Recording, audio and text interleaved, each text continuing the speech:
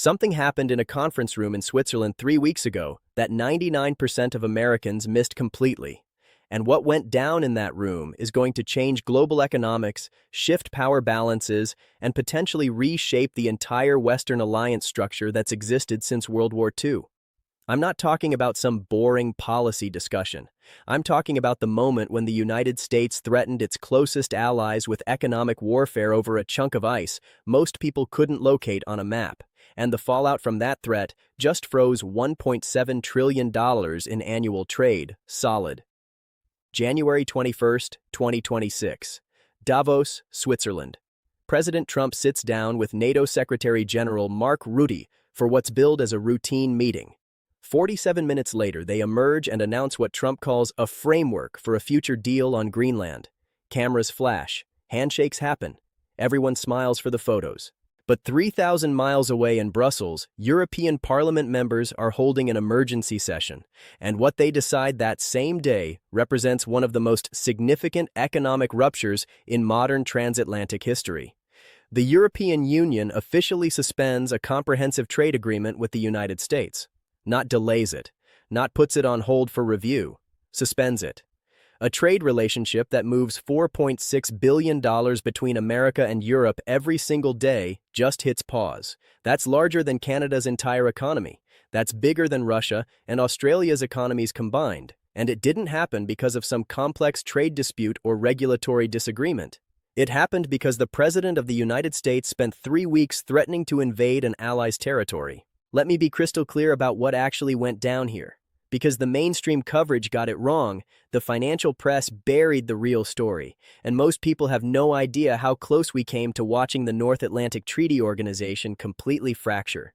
This isn't about Trump wanting to buy Greenland like it's some real estate deal. This is about rare earth minerals worth $1.5 trillion, military positioning that controls Arctic access, and a geographic choke point that 3 superpowers are quietly fighting over.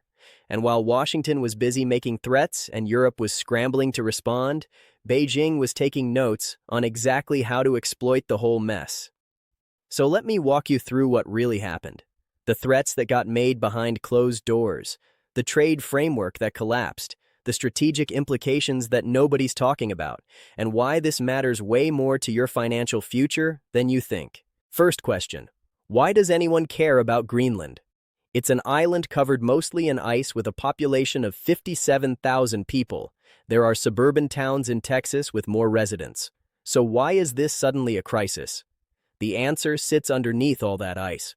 Geologists have mapped out rare earth element deposits worth an estimated $1.5 trillion.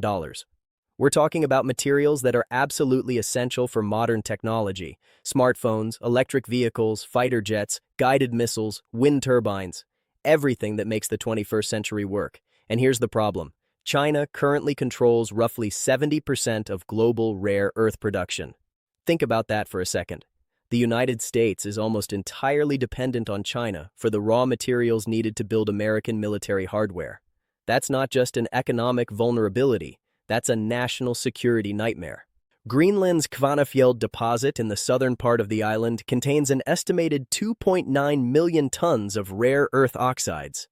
If developed, that single deposit could supply 15% of global demand, enough to break China's stranglehold on the market, enough to make the U.S. independent from Beijing for critical defense manufacturing. But the rare earths are just part of the equation. Greenland sits at the intersection of 3 critical zones: North America to the west, Europe to the east, and the Arctic Ocean to the north. And that Arctic location is becoming more valuable by the year. Climate change, regardless of your political views on what's causing it, is melting Arctic ice at an accelerating rate. As that ice recedes, new shipping routes are opening up. The Northern Sea route along Russia's Arctic coast cuts the distance from Shanghai to Rotterdam by 3,000 nautical miles compared to the Suez Canal route. At current shipping rates, that saves about $1 million per voyage for a large container vessel. Multiply that across global trade volumes, and you're looking at tens of billions in annual cost reductions. China sees this clearly. Russia's already exploiting it, and the United States has exactly one major military installation in the region: Pituffik Space Base in Greenland, about 750 miles north of the Arctic Circle.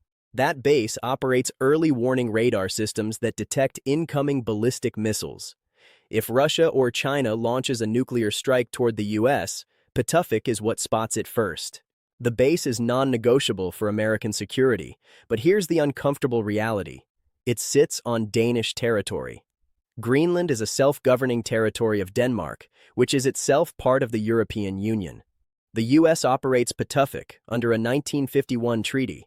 Denmark hasn't revoked that treaty and probably never will, but the fact that they theoretically could makes Washington extremely nervous.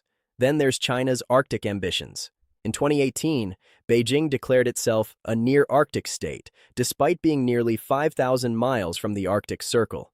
It's geographically absurd, but China doesn't care. They've been trying to invest in Greenland for over a decade. Every time they try, the US pressures Denmark to block it. In 2016, a Chinese company offered to buy an old naval base.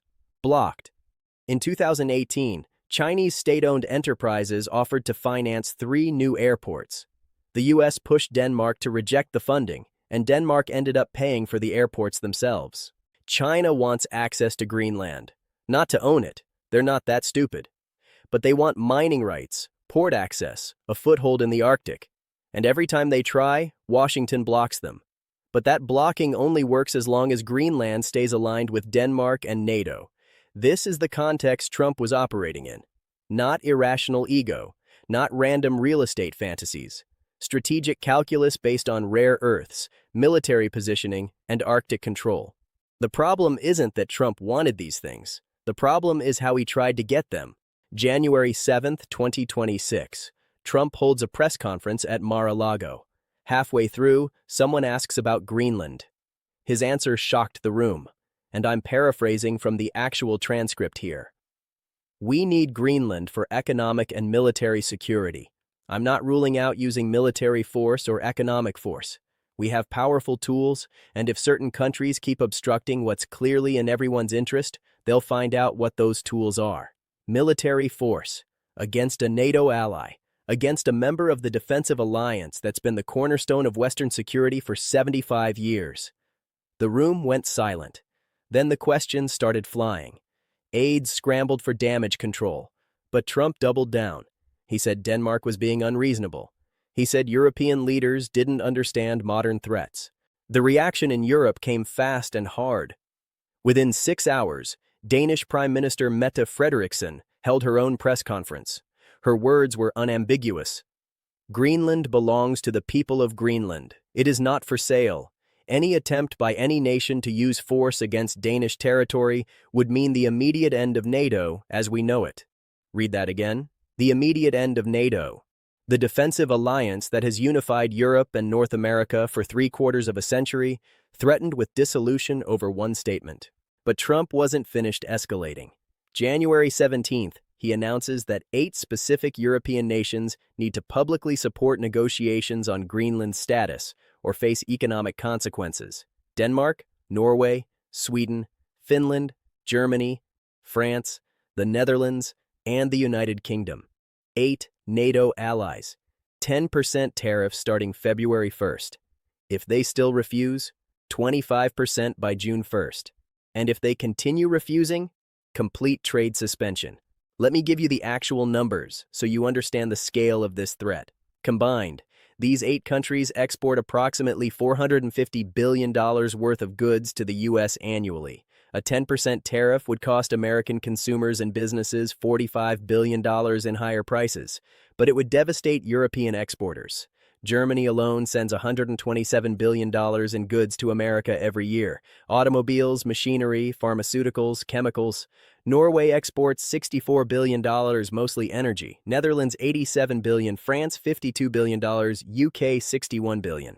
This wasn't negotiating leverage. This was economic warfare against America's closest allies. Countries that stood with us through 2 world wars, the Cold War, every major conflict of the past century. And Trump was threatening to economically punish them because they wouldn't negotiate away one of their territories' sovereignty. The European response was unprecedented. January 19th, foreign ministers from all 8 targeted countries held a joint press conference in Brussels. Their statement condemned the tariff threats as incompatible with NATO obligations, contrary to international law, and fundamentally destructive to transatlantic relations. They said if the U.S. proceeded, the EU would file WTO complaints and impose retaliatory tariffs. But more importantly, they drew a red line. And I'm quoting the actual statement here. The territorial integrity of member states is non-negotiable. Any attempt to coerce changes to sovereign borders through economic or military threats represents a violation of NATO's founding principles. If such threats are carried out, member states will be forced to reconsider their participation in alliance structures. Reconsider their participation. That's diplomatic speak for, we might leave NATO. 8 countries, including Germany, France, and the United Kingdom, the 3 largest European economies, the 3 most powerful European militaries. If they exited NATO, the alliance would cease to exist in any meaningful form. And this brings us to the trade deal that got buried in all the Greenland drama. Because while tariff threats grabbed headlines, something much bigger was collapsing behind the scenes. August 2025, 5 months before the crisis, Trump and European Commission President Ursula von der Leyen signed the agreement on reciprocal fair and balanced trade. The media barely covered it. Seemed like boring technical stuff. But this agreement was actually revolutionary. The US and EU combined represent 850 million people with over $45 trillion in combined GDP. That's 54% of global economic output. The agreement would reduce or eliminate tariffs on over 90% of goods traded between the regions. It would harmonize regulations on everything from auto safety to pharmaceutical approvals. It would create the largest integrated market in human history. The projected impact was massive. The European Commission estimated the deal would boost US-Europe trade by 32% within 5 years, adding $550 billion to annual trade volumes. US GDP would increase by an estimated 0.3% annually, which translates to $69 billion in additional economic activity. Europe would see similar gains, hundreds of thousands of jobs created across multiple sectors. This was supposed to be the economic counterweight to China's Belt and Road Initiative, a way for democracies to create such deep economic interdependence that political conflicts would become nearly impossible to sustain. The signing ceremony happened at the White House in August 2025. Trump and von der Leyen talked about partnership, shared values, transatlantic strength. Trump called it the greatest trade deal in history. The agreement needed ratification from the U.S. Congress and all 27 EU member state parliaments. Everyone assumed it would pass. The economic benefits were too obvious. Then Greenland happened, and everything fell apart. January 21st, 2026, same day as the Davos meeting, the European Parliament held an extraordinary session about the tariff threats. Scheduled for 2 hours. Lasted 7. Member after member stood up and spoke. German representatives talked about economic coercion being incompatible with alliance membership. French reps discussed non-negotiable sovereignty. Danish members were understandably the most vocal. One Danish parliament member said something that captured the whole moment. We cannot ratify a trade agreement with a country that threatens military action against European territory. We cannot integrate economies with a partner that uses economic warfare as diplomacy. This isn't about Greenland anymore. This is about whether we can trust the United States to honor any agreement. The vote came at 11:43 p.m. Brussels time. The resolution suspended all parliamentary action on the trade agreement until the U.S. government formally and unequivocally renounced the use of military or economic coercion against EU members or their territories. The vote wasn't even close. 573 in favor, 42 against, 37 abstentions. The trade deal that would have created a $45 trillion integrated market ended in one night. 7 months of negotiations, 2 years of preliminary discussions, thousands of pages of regulatory text, all suspended indefinitely. But the European Parliament went further.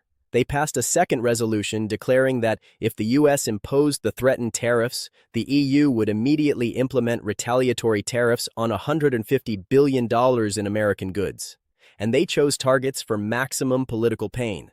Bourbon from Kentucky, corn from Iowa, wheat from Kansas, oranges from Florida, timber from Oregon. hit products from swing states and states with key senators, make it hurt politically so Congress couldn't ignore it, and then they went nuclear. The resolution authorized the European Commission to begin formal consultations with China on a comprehensive trade agreement. Europe threatened to pivot toward Beijing if Washington followed through on the tariff threats. This is what collapsed. Not just one trade deal. The entire economic cooperation structure defining transatlantic relations since World War II. $1.7 trillion in annual trade frozen, and the number that should really terrify anyone paying attention, $4.7 trillion. That's the total stock of foreign direct investment between the US and EU. American companies have invested $2.5 trillion in European operations. European companies have invested $2.2 trillion in America.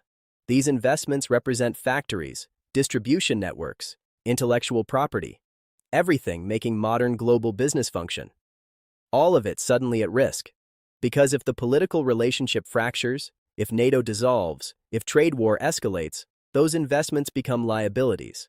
Companies start restructuring, relocating, divesting. The $4.7 trillion doesn't vanish overnight, but it starts eroding. And once that erosion starts, it feeds on itself. So what was the actual framework deal Trump announced in Davos? What did he and Rutte agree to? The answer is complicated because the framework isn't really a deal. It's diplomat speak for, we agreed to keep talking and not blow everything up immediately. But even that required Trump to make real concessions. First, the U.S. formally renounced military force regarding Greenland. Explicit reversal from his January 7th statement. Second, the tariff threats got withdrawn. Third, the framework establishes a NATO Arctic Security Initiative coordinating defense across the region. But here's the interesting part. The initiative includes commitment to develop Greenland's rare earth mining under NATO partnership frameworks. This is what Trump actually wanted. Access to the minerals, not through ownership, through partnership. NATO countries will invest in developing Greenland's deposits. The minerals get shared among alliance members. Greenland gets economic benefits. Denmark retains sovereignty. The U.S. gets rare earths. China gets locked out. The framework also includes the Golden Dome Initiative, a proposed missile defense installation in northern Greenland complementing existing Pituffik radar.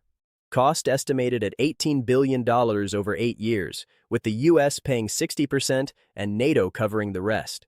Most importantly, the framework explicitly states all security arrangements require Greenlandic consent. Greenland's parliament must approve installations and mining agreements. They retain veto power. This matters because Greenland has a referendum scheduled for 2028 on full independence from Denmark. If they vote yes, they become an independent country, not automatically part of NATO. So Trump got enhanced Arctic security, rare earth access, and expanded military presence. But not through the control he originally demanded. He got a partnership requiring consensus and giving Greenland veto power.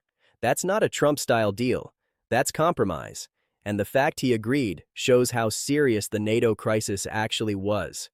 Now let's talk about the real winner here. It's not the US, it's not Europe, it's not even Greenland, it's China. January 22nd, the day after the Davos announcement, China's Ministry of Foreign Affairs held a routine press conference. A reporter asked about Greenland. The spokesperson gave a carefully worded response about respecting sovereignty and resolving disputes through dialogue. Standard diplomatic boilerplate. But then she added one more sentence. China remains committed to developing friendly cooperation with all Arctic nations and peoples based on mutual benefit and respect for sovereignty. Nations and peoples. Not just governments, peoples. That's signaling. China's saying they're willing to work with Greenland directly regardless of political status. If Greenland becomes independent, if the NATO relationship falls apart, China positions itself as an alternative partner. 3 days after Davos, China Northern Rare Earth Group announced a new initiative offering technical assistance and financing to any country wanting to develop rare earth capabilities. Low-interest loans, technology transfer, guaranteed purchase agreements. The target audience is obvious. Countries with rare earth deposits lacking capital or expertise to develop them. Countries like Greenland. But China's gains go beyond rare earths. What happened in January 2026 gave Beijing something far more valuable, proof that the Western alliance is fragile. Think about this from China's perspective. For 75 years, the biggest obstacle to Chinese global ambition has been NATO, not the military hardware, the unity. The fact that the US, Canada, and Europe act as one coordinated bloc on major issues. When China pressures Taiwan, NATO countries coordinate response. When China tries buying strategic infrastructure in Europe, NATO countries collectively block it. This unity makes NATO powerful, not the weapons systems, the trust, the coordination, the commitment to mutual interests. And Trump just shattered it, not permanently. The framework deal papered over the immediate crisis. But the cracks are visible now. European leaders know the US under certain leadership will threaten them, use economic coercion, prioritize unilateral interests over alliance solidarity. That knowledge changes everything. European strategic planners are building contingencies for a future where the US can't be trusted. They're discussing European strategic autonomy, independent defense capabilities, closer coordination separate from NATO structures. Every step toward European autonomy is a step away from transatlantic unity, which is exactly what China wants. Not through Chinese action, through American dysfunction. Here at Next Generation Finance, we focus on the financial implications everyone else misses. So let's talk about what this means for your actual life, your money, your future. First, trade disruption means higher consumer prices. The suspension of the US-Europe trade deal means tariffs that would have been eliminated stay in place. European cars, wine, machinery, all cost more. American exports face the same problem. The cost of transatlantic business just increased, and consumers pay for it. Second, investment uncertainty means slower economic growth. That $4.7 trillion in mutual investment represents real economic activity. When political relationships destabilize, companies delay new investments, postpone expansions, wait for stability. Delay means fewer jobs, slower wage growth, reduced opportunity. Third, alliance instability means higher defense spending. If NATO weakens, if European countries need independent defense capabilities, if the US maintains larger forces to compensate, defense budgets increase. That's taxpayer money going to military instead of infrastructure, education, healthcare. Fourth, Chinese economic expansion means strategic dependency. If Europe pivots toward China for trade, if supply chains shift toward Beijing, if critical industries rely on Chinese markets, the US loses leverage. When America loses leverage, China gains it. That affects technology standards, human rights enforcement, climate policy. If China can threaten economic consequences for opposing its interests, countries back down. The world becomes more authoritarian. Fifth, rare earth access uncertainty means technology vulnerability. If the Greenland deal doesn't work, if China maintains its monopoly, American companies remain dependent on Chinese supply for advanced manufacturing. That dependency gives China veto power over American technology development. It means China can cut supply during conflicts. It means American defense contractors depend on Chinese materials to build American weapons. Here's what you should actually do. Don't panic, but prepare for volatility. Diversify investments if you're heavily exposed to European stocks or U.S. companies dependent on European markets. Monitor your job sector if you work in industries reliant on transatlantic trade. Build savings. 6 to 12 months of expenses gives you a buffer when disruption hits. Stay informed but skeptical. The media will claim everything's fine or everything's disaster. Neither is accurate. The situation is serious but manageable. Alliances are stressed but not broken. Economic relationships are strained but not severed. And engage politically. This is fundamentally a political problem. Leadership decisions about alliances and trade affect your economic future. If you care about American prosperity and security, care about these relationships. Support leaders who understand alliance value. Back policies strengthening rather than fracturing international cooperation. Here's where we are. January 2026. Immediate Greenland crisis diffused. Framework deal covering worst tensions. Tariff threats withdrawn. Trade deal suspended but not officially terminated. Everything on pause. But pause isn't resolution. Trump still wants greater Greenland control. Europe still considers sovereignty non-negotiable. China still sees opportunity in Western division. The conditions creating this crisis still exist. 3 possible paths forward. Path 1. Reconciliation. U.S. and European leaders rebuild trust, restart trade negotiations, create consultation mechanisms preventing future explosions. NATO Arctic Initiative becomes cooperation model. Western alliance emerges stronger. Possible but unlikely. Requires leadership prioritizing unity over short-term politics. Path 2. Muddle through. Situation stays frozen. Trade deal suspended but not canceled. Security cooperation continues at reduced levels. Relationship becomes transactional rather than strategic. Partners but not allies. Probably most likely near term. Problem is it's unstable. Every new crisis becomes another test. Over time, the relationship degrades. Path 3. Fracture. Another crisis emerges. U.S. makes unilateral demands. Europe refuses. But this time, compromise doesn't come. Positions harden. Economic warfare begins. Countries start leaving NATO. This is worst case but not unthinkable. It almost happened over Greenland. Which path depends on choices being made right now, not by you or me, by leaders in Washington, Brussels, Copenhagen, Beijing. Their decisions determine whether the Western alliance survives the 21st century or becomes historical footnote. Let me bring this full circle. January 21, 2026, a $1.7 trillion trade relationship froze because of threats over an ice-covered island. The framework creating the largest economic bloc in history got suspended. Not because of economics, because of coercion and fractured trust. Trump got his framework, but not what he wanted. Partnership agreement requiring consultation, giving veto power to 57,000 people. Europe suspended the trade deal, showed they wouldn't be bullied, but revealed divisions and vulnerability.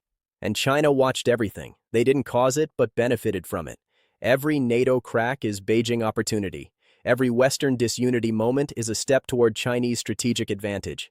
The Greenland crisis is over for now, but the pattern creating it continues. The next crisis is already forming somewhere. What we know, alliances keeping the democratic world safe and prosperous for 75 years, are under unprecedented stress. Not from external enemies, from internal dysfunction. If those alliances break, if coordination ends, if unity fractures, the world that emerges will be more dangerous, more authoritarian, less free. If you found value in this breakdown, if you want to understand these shifts as they happen before they hit mainstream coverage, subscribe to Next Generation Finance right now. Smash that notification bell because this story isn't finished. The framework bought time but didn't solve underlying problems. When the next crisis hits, and it will, you'll want to see it coming while there's still time to position yourself accordingly. Drop a comment and let me know. Do you think this alliance holds together? Or are we watching the slow fracture of the post-war order? Let's figure this out together. This is not financial advice. Always do your own research and consult with qualified professionals before making investment decisions.